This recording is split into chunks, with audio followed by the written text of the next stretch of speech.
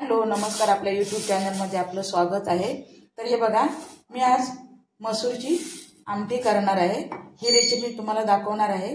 हे आता आपण आधी 10-15 मिनिटं आपण भिजत ठेवणार आहोत आणि नंतर ती 2 ते 3 वेळा आपल्याला स्वच्छ अशी धुवून घ्यायची आहे। तर चला हे आधी मी भिजत घालते आणि नंतर तुम्हाला दाखवते। ही बघा, तर ही डाळ मी 3 वेळा स्वच्छ धुवून घेतलेली आहे। ताईनो ह्या डिशमध्ये मी ठेवली आहे ही डाळ, कारण माझ्या कुकरमध्ये 2 डबे आणि त्यावर ही डिश ठेवली ना व्यवस्थित शिजली जाते डाळ, म्हणून मी ही डिशमध्ये घेतली आहे डाळ। तर ह्यात आता आपण एक हिरवी मिरची तुकडे करून घालणार आहे, हे बघा, आणि एक टोमॅटो। एवढेच आपल्याला डाळ उकडताना घालायचं आहे। हे बघा, ह्यात आपण कुकरला लावून घेणार आहोत आणि त्यानंतर फोडणीला घालायची आहे। एकदम सिंपल आणि झटपट होणारी डाळ आहे, म्हणून ही तुम्हाला मी रेसिपी तुमच्यासाठी खास घेऊन आलेली आहे। तर चला आपण भेटूया थोड्या वेळानंतर। हे बघा, आपण इथे आता डाळीसाठी टोप ठेवलेला आहे आणि ही बघा आपली डाळ मस्तपैकी शिजलेली आहे। तर याला आता आपण फोडणीला घालणार आहोत। त्यासाठी मी 7-8 लसूण पाकळ्या ठेचून घेतलेल्या आहेत। हे बघा, अशा ठेचून घेतले आहेत। आणखी 10-12 कढीपत्त्याची पाने, हे बघा, कढीपत्ता। सोमवार आहे ताईनो, लाईट जातीये गेली, आणि जर काळोख वाटला तुम्हाला व्हिडिओ तर जरा समजून घ्या।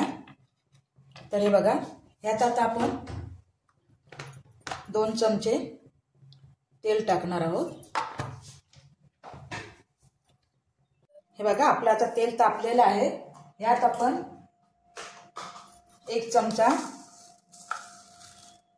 मोहरी,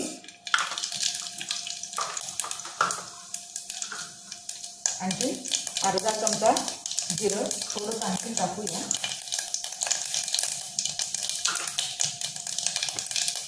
ठेचलेला लसूण आणि कढीपत्ता।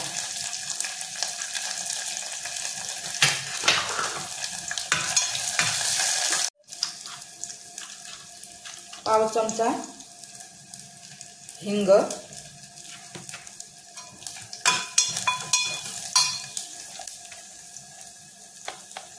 हळद आणि आपलं लाल तिखट 1 चमचा। हे सर्व आपल्याला जिन्नस परतून घ्यायचे आहेत तेलावर। हे बघा, हे बघा, आणि आपल्याला आता इथे ही डाळ ओतायची आहे।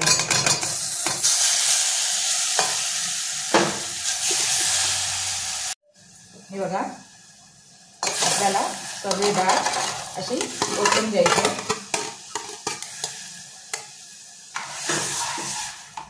आणि याला आपल्याला आता उकळी यायला द्यायची आहे। उकळी आली का आपण यात मीठ आणि ओलं खोबरं टाकणार आहोत।